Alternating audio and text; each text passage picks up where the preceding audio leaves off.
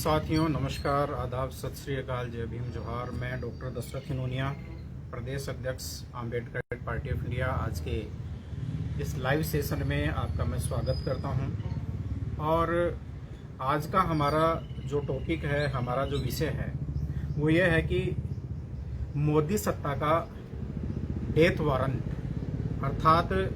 जो बिल है वो लोकतंत्र और इस संवैधानिक व्यवस्था के खिलाफ मोदी सरकार अभी कल संसद में लेकर आई है। और संसद का कल आखिरी जो है वो दिन था इस सत्र का। ये लोकतंत्र के खिलाफ एक खतरनाक साजिश है और ये मोदी सत्ता का एक तरह से डेथ वारंट है, वो कहा जाना चाहिए। इसी बात के ऊपर जो है आज की इस मॉर्निंग वॉक में आपसे ये जो चर्चा है मैं आप लोगों के साथ में मैं करना चाहूँगा। साथियों कल जो है वो ये एक महत्वपूर्ण खबर ये आई थी कि और ये जो खबर है वो सुर्खियों में थी कि इंडिया ब्लॉक के उपराष्ट्रपति उम्मीदवार को चंद्रबाबू नायडू, जगन रेड्डी और जो रेवंत रेड्डी है उनका समर्थन हासिल है। उसी दिन यानी कल के दिन देश की राजनीति को बदलने वाला एक घटनाक्रम है वो सामने आया और गृह मंत्रालय ने लोकसभा सचिवालय को सूचित किया कि जम्मू कश्मीर राज्य पुनर्गठन बिल है वो संसद में आएगा, प्रस्तावित होगा, लोकसभा में प्रस्तावित होगा। लेकिन असली खेल एक्चुअली में तब शुरू हुआ जब ये खबर आई कि इसके साथ में 2 बिल और पेश होने वाले हैं और इसमें जो 130वां जो है संविधान संशोधन विधेयक बिल भी था, जो सीधे लोकतंत्र और जो राज्यों की जो सत्ता है उसके ऊपर हमला करने वाला था। और इसके अंतर्गत यानी कि एक तरह से जो प्रावधान है वो क्या है, इसके अंतर्गत प्रावधान यह है कि कोई भी मंत्री या जो है मुख्यमंत्री या फिर इवन प्रधानमंत्री भी यदि 30 दिन तक हिरासत में रहता है, भले उसके ऊपर दोष सिद्ध हुआ हो या नहीं हुआ हो, लेकिन वो यदि हिरासत में रह जाता है तो ऐसी स्थिति में यानी कि एक तरह से मंत्री पद है वो खत्म माना जाएगा। और इसी के साथ में यानी कि एक तरह से अब ये जो चर्चा है वो जोर पकड़ने लग गई कि इसके माध्यम से क्या मोदी सरकार है वो विपक्षी जो राजनीतिक दल के जो मुख्यमंत्री और उनकी जो सरकारें हैं, जैसा कि उसने पूर्व में भी दिल्ली में अरविंद केजरीवाल के खिलाफ किया है और इसी प्रकार से जो है झारखंड में जो है हेमंत सोरेन के साथ में उन्होंने किया है। क्या अब जिस प्रकार से वोट चोरी का जो मुद्दा है वो देश में व्यापक होता जा रहा है, जिस प्रकार से आज जो है वोट चोर गद्दी छोड़ के जो नारे हैं वो पूरे देश में यानी कि एक तरह से जो है वो लगने लगे हैं, तो ऐसी स्थिति में क्या अब ये हो गया है कि वाकई में यानी कि एक तरह से जो है वो अब प्रधानमंत्री की सत्ता की प्रधानमंत्री की जो कुर्सी है या उसकी जो सत्ता है वो खतरे में है। तो उसको बचाने के लिए विपक्षी राज्यों के मुख्यमंत्रियों को टारगेट किया जाए, उन राज्यों को टारगेट किया जाए और किसी भी प्रकार से यानी कि एक तरह से उनको घुटने टेकने के ऊपर जो मजबूर है वो किया जाए। तो ये जो बात है यानी कि एक तरह से जो है वो एक इस बिल के संदर्भ में महत्वपूर्ण हो जाती है। लेकिन हम इसके संवैधानिक जो दायरे हैं और जो बातें हैं उनके ऊपर भी हम जो है वो चर्चा है वो निश्चित रूप से यानी कि एक तरह से हम जो है वो करेंगे। तो जब ये बिल जब पेश किया गया था 10:30 बजे मुख्यमंत्री अमित शाह के द्वारा, तो विपक्षियों के द्वारा विशेष रूप से जैसे वेणुगोपाल कांग्रेस के जो नेता है उनके द्वारा, इसी प्रकार से यानी कि एक तरह से समाजवादी पार्टी के द्वारा, तृणमूल कांग्रेस के द्वारा और दूसरे अन्य जो नेता है उनके द्वारा भी यानी कि एक तरह से इसका जो है भरपूर रूप से जो है विरोध किया गया। सदन में जो है जब इस बिल को पुरस्तापित किया गया अमित शाह के द्वारा, तो जो है इसकी प्रतियां फाड़ी गई और अमित शाह के मुंह के ऊपर वो जो प्रतियां हैं उस बिल की प्रतियां फाड़कर फेंकी गई। और संसद का जो माहौल है, लोकसभा का माहौल है, वो इतना अधिक यानी कि एक तरह से जो है वो गर्मा गया और खराब हो गया कि बाद में यानी कि एक तरह से उसी शोर शराबे के बीच में जेपीसी को जो है ये बिल है वो ट्रांसफर कर दिया गया। जेपीसी यानी कि एक तरह से 21 सदस्यीय एक पार्लियामेंट्री जॉइंट कमेटी होती है, जिसमें जो महत्वपूर्ण जो बिल होते हैं, बिल जो है उनके पास में भेज दिया जाता है और वो फिर उनकी जांच करती है और फिर जेपीसी यानी कि एक तरह से उसकी जो सिफारिश करती है, उसके आधार पर संवैधानिक परंपरा के अनुसार जो है वो फिर संसद है वो उसके ऊपर यानी कि एक तरह से फैसला है वो करती है, यानी लोकसभा या जो राज्यसभा है वो उसके ऊपर यानी कि एक तरह से निर्णय लेती है। लेकिन हम इस बात को भी जानते हैं, बहुत अच्छे से जानते हैं कि जो वक्फ बिल आया था उसमें भी जेपीसी के माध्यम से किस प्रकार से यानी कि एक तरह से जो है उसको पास करवाया गया और उसके क्या मायने हैं। तो इसी प्रकार से ये भी अपने आप में महत्वपूर्ण हो जाता है कि क्या जेपीसी के माध्यम से एक लीपापोती करके और जो मोदी सरकार है वो अपनी साख बचाने का प्रयास कर रही है, क्योंकि जिस प्रकार से मोदी सरकार के ऊपर वोट चोरी के जो आरोप लगे हैं और आज पूरे देश में यानी कि एक तरह से ये जो मामला है वो अपने आप में बहुत महत्वपूर्ण और गर्मागर्म बहस का हो गया है। तो ऐसी स्थिति में यानी कि एक तरह से जो है मोदी सरकार जो है या प्रधानमंत्री मोदी है वो इस प्रकार का एक जो है उच्च आदर्शों वाला बिल पेश करके और ये स्थापित करना चाहते हैं या ये सिद्ध करना चाहते हैं कि इससे यानी कि एक तरह से जो है वो जनता को ये बताना चाहते हैं और ध्यान जो है बटाना चाहते हैं, ताकि देश की जनता का जो ध्यान है वो वोट चोरी का जो मुद्दा है उससे हट जाए और उसके स्थान पर यानी कि एक तरह से इन बिलों के ऊपर केंद्रित हो जाए। और ये भारतीय जनता पार्टी की अपने आप में एक सोची समझी रणनीति है, उसकी एक साजिश है कि बार बार में यानी कि एक तरह से उसने कई बार इस प्रकार के काम है वो किए हैं कि जब जब ध्यान बटाना हो तो कुछ ऐसे यानी कि एक तरह से मुद्दे हैं वो मोदी जी के द्वारा लेकर आए जाते हैं और फिर उसके आधार पर यानी कि एक तरह से लोगों का जो ध्यान है वो बटा दिया जाता है और फिर जो चर्चा जिन मुद्दों के ऊपर होनी चाहिए वो नहीं हो पाती है। अब ये अपने आप में एक अब सवाल ये पैदा होता है कि क्या ये जो बिल है वो विपक्ष को तोड़ने का एक हथियार है? निश्चित रूप से, क्योंकि आपको पता होगा, मैं आप लोगों के साथ में बात साझा करना चाहूंगा कि शिबू सोरेन झारखंड के मुख्यमंत्री थे और उनके ऊपर जो है वो जमीन हथियाने का आरोप लगाया गया और इस आरोप के आधार पर उनको गिरफ्तार कर लिया गया, जेल में उनको डाल दिया गया। ईडी सीबीआई का किस प्रकार से यानी कि एक तरह से जो है वो दुरुपयोग करते हैं और ईडी को इस प्रकार के जो अधिकार है वो दिए हैं, तो ईडी ने यानी कि एक तरह से उनके ऊपर इस प्रकार के आरोप लगाकर और उनको जेल में डाल दिया। अब जेल में डालने के बाद में हेमंत सोरेन ने जो है वो अपने पद से त्यागपत्र दे दिया और उनके स्थान पर जो है चंपई सोरेन है उनको जो है वो मुख्यमंत्री है वो बनाया गया। अब चंपई सोरेन जो है मुख्यमंत्री बनते हैं और चंपई सोरेन के मुख्यमंत्री बनने के बाद में जब लोकसभा का चुनाव हो जाता है, लोकसभा के चुनाव तक हेमंत सोरेन है वो जेल में बंद रहते हैं। अब इसी दौरान चंपई सोरेन को जो है वो फिर अपनी साम दाम दंड भेद की नीति से जो है उनको तोड़ लिया जाता है और फिर लास्ट में यानी कि एक तरह से वो बीजेपी में शामिल भी हो जाते हैं। तो क्या इस बिल 130वां जो संवैधानिक संशोधन जो बिल है, इस बिल के माध्यम से भ्रष्टाचार के नाम पर या कोई ऐसे यानी कि एक तरह से केसेज, गंभीर आपराधिक प्रवृत्ति वाले भ्रष्टाचार के वो केसेज जिसमें 5 साल या उससे अधिक की सजा का प्रावधान हो, उसमें यह प्रावधान किया गया है कि यदि 21 दिन पूर्व प्रधानमंत्री इसकी अनुशंसा कर दें, यानी प्रधानमंत्री राष्ट्रपति को अनुशंसा करे और फिर उसके आधार पर जो है उसको पद से हटा दिया जाए, या 30 दिन तक अगर वो त्यागपत्र न दे, प्रधानमंत्री भी अनुशंसा न करे और 31वें दिन स्वतः ही वो जो पद है वो रिक्त है वो माना जाएगा। ये इस बिल में यानी कि एक तरह से प्रावधान है वो बीजेपी सरकार है वो संवैधानिक संशोधन बिल के माध्यम से लेकर आई है। इसीलिए मैं ये कहता हूं कि ये संशोधन है सीधा सीधा विपक्षी राजनीतिक दलों के लिए, विपक्षी राज्य सरकारों के लिए ये डेथ वारंट है और ये डेथ वारंट लोकतंत्र का डेथ वारंट है ये। और न केवल यानी कि एक तरह से ये इसका जो मकसद है वो केवल यही नहीं है कि इसके माध्यम से जो गवर्नर्स हैं, जो राज्यपाल हैं, उनको असीमित शक्तियां हैं वो उनको प्राप्त हो जाए,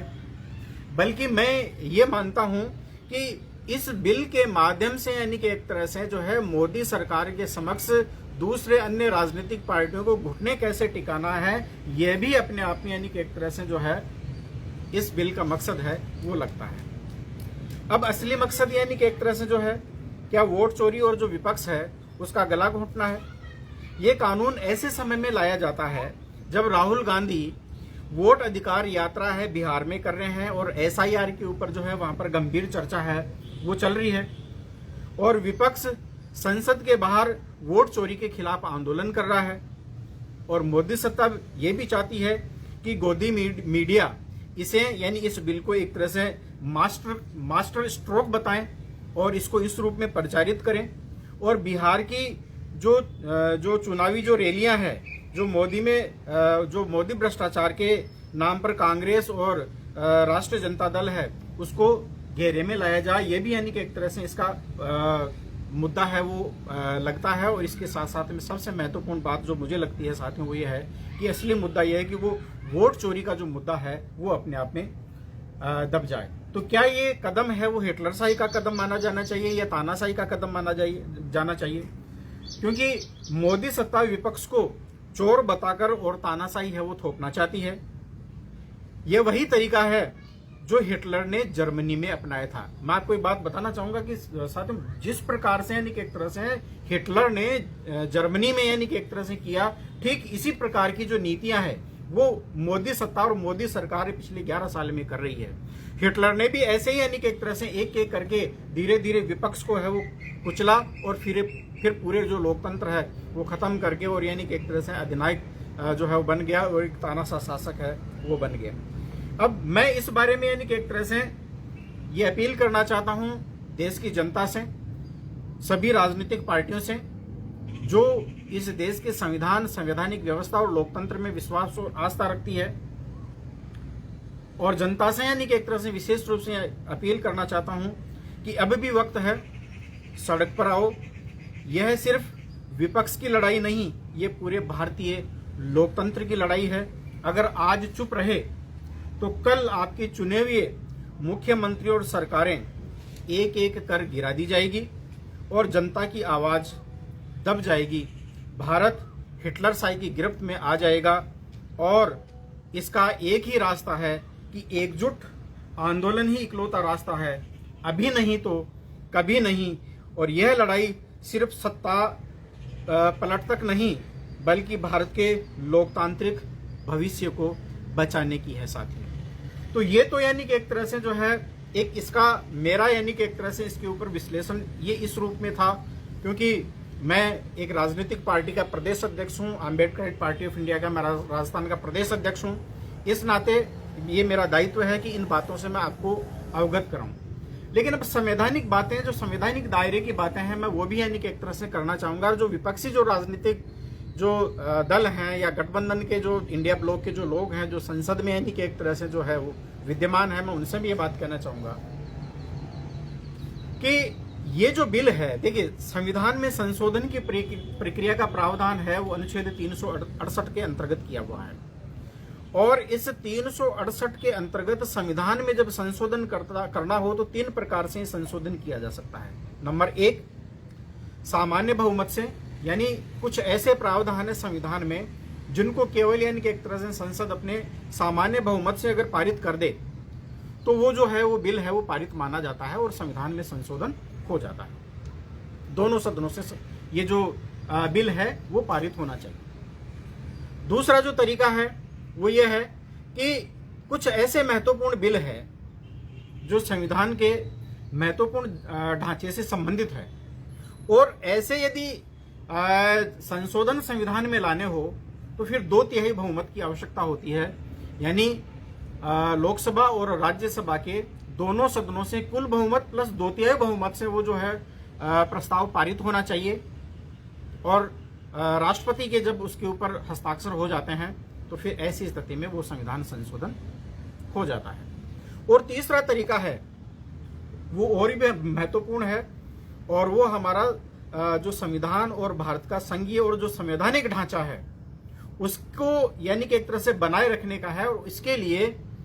2/3 बहुमत के साथ साथ में आधे राज्यों की सहमति या स्वीकृति भी आवश्यक होती है, तब जाकर और वो जो बिल है वो अपने आप में यानी कि एक तरह से पारित हो पाता है, अन्यथा वो बिल पारित नहीं हो पाता। तो जो संविधान संशोधन बिल है वो पारित नहीं हो पाता। अब बात यह है कि अभी जो कल अमित शाह के द्वारा जो बिल पुरस्तापित किया गया संसद में, वो एक्चुअल में यानी कि एक तरह से जो है 2/3 बहुमत जब तक संसद में ना हो, यानी संसद के दोनों सदनों के द्वारा 2/3 बहुमत से वो पारित ना हो, तो वो बिल है यानी कि एक तरह से जो है वो पारित नहीं हो पाएगा। तो एक तो मैं जो इंडिया ब्लॉक के जो लोग हैं, सांसद हैं, जो जनता है, मैं उनके ध्यान में ये लाना चाहता हूं कि हालांकि इसकी मंशा है, उसके खिलाफ तो आवाज है वो उठनी चाहिए। संसद में जो है इसकी जो है मंशा है, उसके खिलाफ आवाज उठाना कोई गलत नहीं है। लेकिन सवाल ये भी पैदा हो जाता है कि ये इस प्रकार का यदि बिल पारित भी हो जाता है तो ऐसी स्थिति में यानी कि एक तरह से ये नैतिकता के मापदंड है वो तो स्थापित तो करेगा, लेकिन इसके दुरुपयोग होने की संभावना वो ज्यादा है। और पिछले दिनों में यानी कि एक तरह से जिस प्रकार से संसद के जो मोदी सरकार के द्वारा सत्ता का दुरुपयोग किया गया है, ईडी सीबीआई के माध्यम से विपक्षी राजनीतिक दलों को टारगेट किया गया, मुख्यमंत्रियों को टारगेट किया गया, या अपने जो इतना ही नहीं बल्कि सरकार के जो सहयोगी हैं उनको भी कहीं ना कहीं पर इसी प्रकार से डरा धमकाकर है वो टारगेट किया जा रहा है। और ये भी कहा जा रहा है कि आज नीतीश और जो नायडू है वो कहीं ना कहीं यानी कि एक तरह से कोई कमजोर जो नस है वो इस मोदी सरकार ने उनकी दबा रखी है, और इसी वजह से जो है वो इस मोदी सरकार के खिलाफ बाहर जाने की हिम्मत नहीं जुटा पा रहे हैं। एसआईआर का मुद्दा है, इसके ऊपर एक बार तो यानी कि एक तरह से नायडू के द्वारा आवाज उठाई गई, लेकिन उसके बाद में जो है वो चुप हो गई। और आज जो है बिहार में एसआईआर हो रही है और पूरे देश में यानी कि एक तरह से एसआईआर की प्रक्रिया है वो धीरे धीरे चालू हो गई है। तो ऐसी स्थिति में क्या नीतीश और जो चंद्रबाबू नायडू है ये इस भारतीय लोकतंत्र को खत्म करने का यानी कि एक तरह से मोदी सरकार में जो है मिलकर उन्होंने प्लान बना लिया है कि जो है उन्होंने सुपारी ले ली है कि नहीं ठीक है जो किया जा रहा है वो ठीक है, और इस भारतीय लोकतंत्र की हत्या है उसमें वो शरीक हो गए हैं। या फिर अपने आप में ये एक महत्वपूर्ण बिंदु है कि ऐसी कोई कमजोर नस मोदी सरकार ने इनकी विशेष रूप से चंद्रबाबू नायडू की है वो दबा रखी, क्योंकि आप जानते हैं कि इससे पहले लगभग 5-6 महीने तक जो है चंद्रबाबू नायडू है वो जेल में रहे हैं। और लोकसभा का जब चुनाव हुआ था तो लोकसभा के चुनाव से पूर्व चंद्रबाबू नायडू को कहीं ना कहीं पर किसी ना किसी रूप में मोदी सत्ता की बैसाखी की आवश्यकता थी। और ऐसा भी आरोप लगाया गया है कि जो कर्नाटका में जो चुनाव में जो वोट चोरी जो हुई है और उसमें चुनाव आयोग के माध्यम से जो सीटें जो है भारतीय जनता पार्टी ने हासिल की है उसमें चंद्रबाबू नायडू को भी किसी न किसी रूप में यानी कि एक तरह से इसका फायदा मिला है, इसलिए उसको ये इशारा किया गया है कि भाई आपको चुप रहना है और अब चुप रहने में आपको फायदा है। तो कहीं ना कहीं पर यानी कि एक तरह से ऐसी कोई ना कोई नब्ज जो है वो चंद्रबाबू नायडू की और नीतीश कुमार की जो है मोदी सरकार ने जो है प्रधानमंत्री नरेंद्र मोदी ने और अमित शाह ने दबा रखी है, जिसकी वजह से ये जो है किसी प्रकार से जो आवाज है नहीं उठा पा रहे हैं। तो साथियों ऐसी ये आज जो चर्चा थी। अब जब तक यानी कि एक तरह से जेपीसी इसके ऊपर अपनी अनुशंसा जो भी अपनी देगी और उसके बाद में जब संसद में पुनः ये जब बिल है वो आएगा और जब इसके ऊपर वोटिंग होगी तो उस वोटिंग के दौरान क्या 2/3 बहुमत जो है वो मोदी सरकार जुटा पाएगी, क्या राज्यसभा में क्या लोकसभा में ये 2/3 बहुमत है वो जुटा पाएंगे, और यदि नहीं जुटा पाएंगे तो यह अपने आप में ये बिल है वो नाकाफी हो जाता है और इसकी कोई महत्ता नहीं है। इसलिए इस बिल की पारित होने की कोई संभावना मुझे दूर दूर तक नजर नहीं आती है। ये केवल और केवल जो है जिस प्रकार से मोदी सरकार के ऊपर वोट चोरी का आरोप लगा है उस वोट चोरी के मुद्दे को भटकाने के लिए, जनता का ध्यान भटकाने के लिए इस प्रकार का जो बिल है वो संसद में गृह मंत्री अमित शाह के द्वारा पुरस्थापित किया गया था। और आगे इस प्रकार के बिल के संविधान संशोधन बिल के 130वें संविधान संशोधन बिल के पारित होने की मुझे कोई संभावना नजर नहीं आती है। साथियों बहुत बहुत धन्यवाद। मैं आप लोगों से एक बार फिर से अपील करना चाहूंगा कि संविधान, सत्य, विज्ञान, मानवता, मानवाधिकार और अंतर्राष्ट्रीय कानूनों पर आधारित pan India party movement and organisation जो अम्बेडकर पार्टी ऑफ इंडिया है, इससे जुड़े आप और जिस रूप में भी इस भारतीय लोकतंत्र को बचाने के रूप में इस पार्टी के साथ में जुड़कर आप अपनी भूमिका निभा सकते हैं, आप जरूर यानी कि एक तरह से निभाएं, हमारे साथ में जुड़ें। और साथ ही साथ हम ये भी अपील करना चाहते हैं कि अम्बेडकर पार्टी ऑफ इंडिया को आप डोनेशन दें, इनको ज़्यादा से ज़्यादा है वो आर्थिक मदद करें, पार्टी के साथ में जुड़ें। और हमारे पार्टी के राष्ट्रीय अध्यक्ष धीमान विजय मानकर साहब, जो कि एक विजनरी पर्सन है, एक ऐसे यानी कि एक तरह से एक ऐसी शख्सियत है जो देश और दुनिया में एक विजन दे सकते हैं भारतीय लोकतंत्र के लिए और भारतीय जनता के लिए। एक ऐसा यानी कि एक तरह से एक ऐसा प्लान है वो तैयार कर सकते हैं जो आने वाले टाइम में हमारे इस देश की प्रगति के लिए सहायक होगा। तो इस पार्टी से आप जुड़ें, इसी अपील के साथ में आप सभी को एक बार पुनः बहुत बहुत धन्यवाद और आभार। जय भीम, जोहार। धन्यवाद साथी।